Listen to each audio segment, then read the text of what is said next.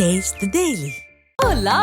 Your dream vacation to Hong Kong starts from rupees 74,999 only with GT Holidays, South India's #1 travel brand.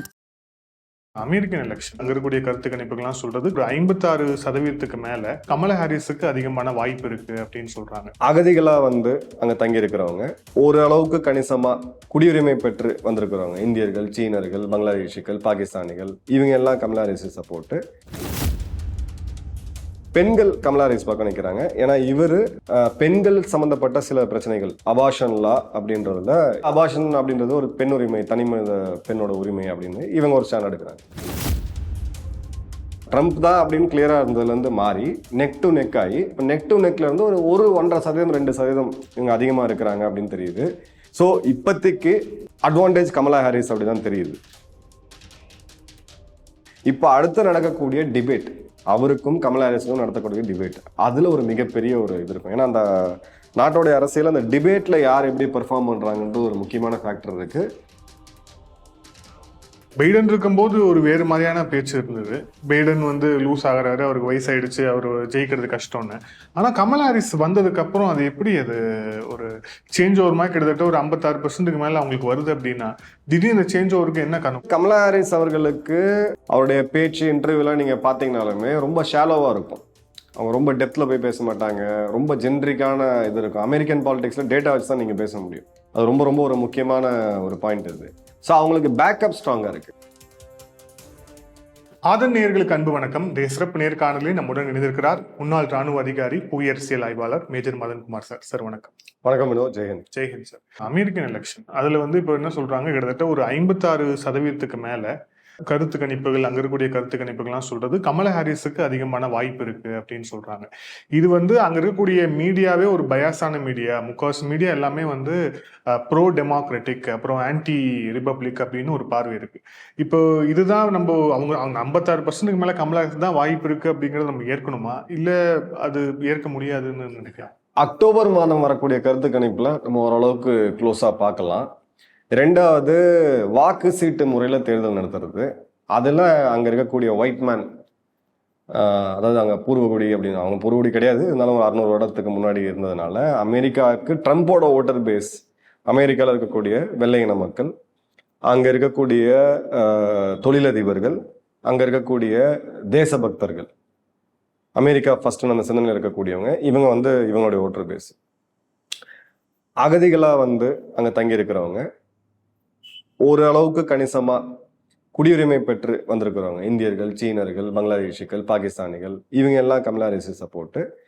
பெண்கள் Kamala Harris பக்கம் நிற்கிறாங்க. ஏன்னா இவரு பெண்கள் சம்பந்தப்பட்ட சில பிரச்சனைகள் அபாஷன் லா அப்படின்றதுல இவர் வேற ஒரு கன்சர்வேட்டிவ் ஸ்டாண்ட் எடுக்கிறார். இவர் சர்ச் என்ன சொல்லுதோ அந்த ஸ்டாண்ட், அபாஷன் கூடாது அப்படின்றதுல ஒரு ட்ரம்ப் அவர்கள் ஒரு ஸ்டாண்ட் எடுக்கிறாரு. இல்ல அபாஷன் அப்படின்றது ஒரு பெண் உரிமை, தனி மனித பெண்ணோட உரிமை அப்படின்னு இவங்க ஒரு ஸ்டாண்ட் எடுக்கிறாங்க. ஸோ இப்படிதான் ஓட்டு ஸ்பிளிட் ஆகுது. இதுல பிரச்சனை என்ன அப்படின்னா, இவங்களுடைய ஓட்டர் லிஸ்ட் அது கீ. அதுல இப்ப போன முறை பெரிய பிரச்சனை நடந்துச்சு. வாக்காளர்கள் நீங்க போயிட்டு எங்க வேணா வாக்கு போடலாம். உங்களுக்கு அங்க இருக்க சிஸ்டம் தெரியும் நினைக்கிறேன். நீங்க எங்க வேணா போய் வாக்கு போட்டு வரலாம். வாக்கு சீட்டு முறை தான் இருக்கு. வாக்கு சீட்டுல வாக்காளர்கள் இல்லாத பேர்களுக்கெல்லாம் நீங்க எப்படி வாக்கு சீட் கொடுத்தீங்க, அது எப்படி நீங்க கவுண்டிங் பண்ணீங்கன்னு. ஏன்னா அங்க தேர்தல் கவுண்டிங் அப்படின்றது அந்தந்த மாநிலங்கள் பண்றது, மாகாணங்கள், ப்ராவின்ஸ்ல ஒரு இது பண்றது. அவங்க மாநில அரசுகள் ஒரு முடிவை கொடுப்பாங்க. இந்த பிலடெல்பியால நாங்கள் இதை பண்ணிட்டோம், அதை பண்ணிட்டோம் அப்படின்னு சொல்லிட்டு. ஸோ இப்போதைக்கு அட்வான்டேஜ் கமலா ஹாரிஸ் அப்படிதான் தெரியுது. ஆனா இவங்க 2 பேருக்குள்ள சதவீதம் அப்படின்றது ஒரு 3 to 4%. அதில் அவங்க எடுக்கக்கூடிய ஒப்பீனியன் போல் 2% மார்ஜின் ஆஃப் எரர்ன்றாங்க. ஸோ நெக் டு நெக்கா ட்ரம்ப் தான் அப்படின்னு கிளியரா இருந்ததுலேருந்து மாறி நெக் டு நெக் ஆகி இப்போ நெக் டு நெக்ல இருந்து ஒரு 1.5% 2% இவங்க அதிகமா இருக்கிறாங்க அப்படின்னு தெரியுது. இப்போ அடுத்து நடக்கக்கூடிய டிபேட் அவருக்கும் கமலா ஹாரிஸுக்கும் நடத்தக்கூடிய டிபேட் அதுல ஒரு மிகப்பெரிய ஒரு இது இருக்கும். ஏன்னா அந்த நாட்டோடைய அரசியல் அந்த டிபேட்ல யார் எப்படி பெர்ஃபார்ம் பண்றாங்கன்ற ஒரு முக்கியமான ஃபேக்டர் இருக்கு. ரெண்டாவது ட்ரம்ப்புக்கு கிரவுண்ட்ல கிடைக்கக்கூடிய ஆதரவு, அதோடைய பங்கு எப்படி இருக்கு அப்படின்ற ஒரு இது இருக்குது. மூணாவது இஸ்ரேல் ஹமாஸ் யுத்தம் எப்படி போகுது, ரஷ்யா உக்ரைன் யுத்தம் எப்படி போகுது, அதோட அவுட்புட் என்ன இருக்கு, இதை பேஸ் பண்ணி அந்த ஃபைனல் ரிசல்ட் வரும். பட் ஆஸ் வி ஸ்பீக் அவங்க கொஞ்சம் ஸ்லைட் அட்வான்டேஜ்ல இருக்காங்க அப்படின்றது தான் உண்மை. அங்க அந்த சிம்பத்தி ஓட்டு சிம்பத்தி வேவ் எல்லாம் வந்து ஒர்க் ஆகாதா? இங்க வந்து 67 எலெக்ஷன்லயே வந்து ஒரு குண்டடிப்பட்டு அந்த போட்டோ வச்சே வந்து ஒரு ஆட்சிக்கு பிடிச்ச கதையெல்லாம் நம்ம இங்க பாக்குறோம்.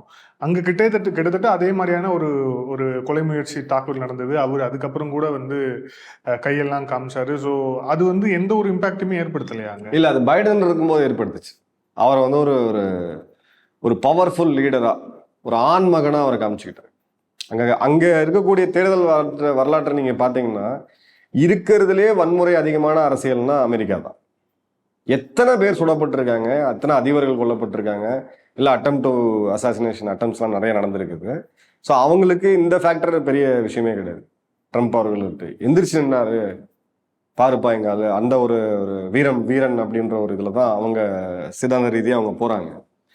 அது அவருக்கு ஒரு பெரிய லெவல்ல கை கொடுக்கல. ரெண்டாவது, அங்க இருக்கக்கூடிய என்னோட நண்பர் என்ன சொன்னாருன்னா, கமலா ஹாரிஸ் உள்ள வருவாங்க அப்படின்றத இவங்க எதிர்பார்க்கல.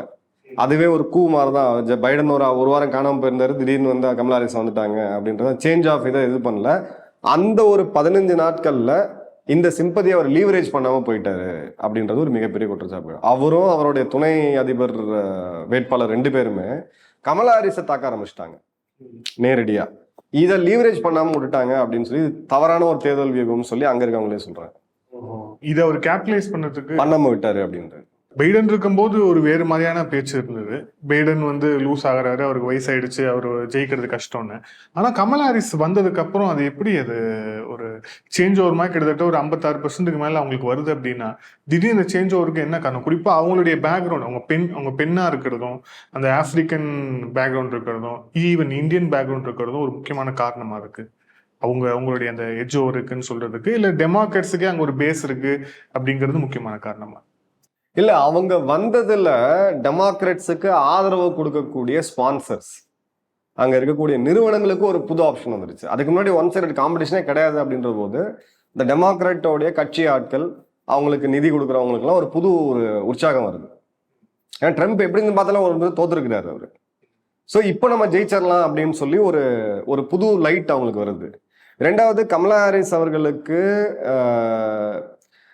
அவருடைய பேச்சு இன்டர்வியூலாம் நீங்கள் பார்த்தீங்கனாலுமே ரொம்ப ஷாலோவாக இருக்கும். அவங்க ரொம்ப டெப்த்தில் போய் பேச மாட்டாங்க. ரொம்ப ஜென்ரிக்கான இது இருக்கும். அமெரிக்கன் பாலிடிக்ஸில் டேட்டா வச்சு தான் நீங்கள் பேச முடியும். அது ரொம்ப ரொம்ப ஒரு முக்கியமான ஒரு பாயிண்ட் இது. ஸோ அவங்களுக்கு பேக்கப் ஸ்ட்ராங்காக இருக்குது. அவங்களுடைய முன்னாள் அதிபர்கள் ஒபாமா, மிஷேல் ஒபாமா அவங்களுடைய family, bill Clinton, Hillary Clinton அவங்களுடைய ஃபேமிலி, ப்ளஸ் உங்களுக்கு அவங்களுடைய ஆயுத வியாபாரிகள்னு சொல்லக்கூடிய லாக்ஹீட் மார்ட்டின், இவங்க ஜெனரல் எலக்ட்ரானிக்ஸ், இவங்க எல்லாம் ஒரு சாலிடான ஒரு பேக்கப் பண்ணுறாங்க. ஃபார்மாவும் சாலிடாக பேக்கப் பண்ணுறாங்க. ஸோ இது எல்லாம் சேர்ந்து அவங்களுக்கு வரும்போது இப்போ ஜெயிச்சிடலாம் அப்படின்னு ஒரு ஹோப் வருது. ஸோ அதில் அவங்கள புஷ் பண்ணுறாங்க. தேர்தல் நிதி இவங்களுக்கு தான் அதிகமாக வந்திருக்கு. பைடன் இருக்கும்போது வரல. இவங்க வந்த பிறகு தான் தேர்தல் நிதி அதிகமாக வருது. ஏன்னா பைடன் இருக்கும்போது அது முடிஞ்சு போச்சு கதை, அவ்வளோதான், ட்ரம்ப் தான் அப்படின்றது ஆல்மோஸ்ட் உறுதியாயிடுச்சு. ஸோ அவங்க கட்சி ஆளுங்களாம் வேலை செய்ய மாட்டாங்க. இப்போ அது ஒரு புத்துணர்ச்சியை கொடுக்கறதுனால இப்போ உங்களுக்கு அந்த மொமெண்டம் கிடைக்குது கமலா ஹாரிஸ் அவர்களுக்கு. நன்றி சார். பல்வேறு கேள்வி thank you sir. Thank you so much. நன்றி வினோத். தேங்க்யூ. ஜெயந்த்.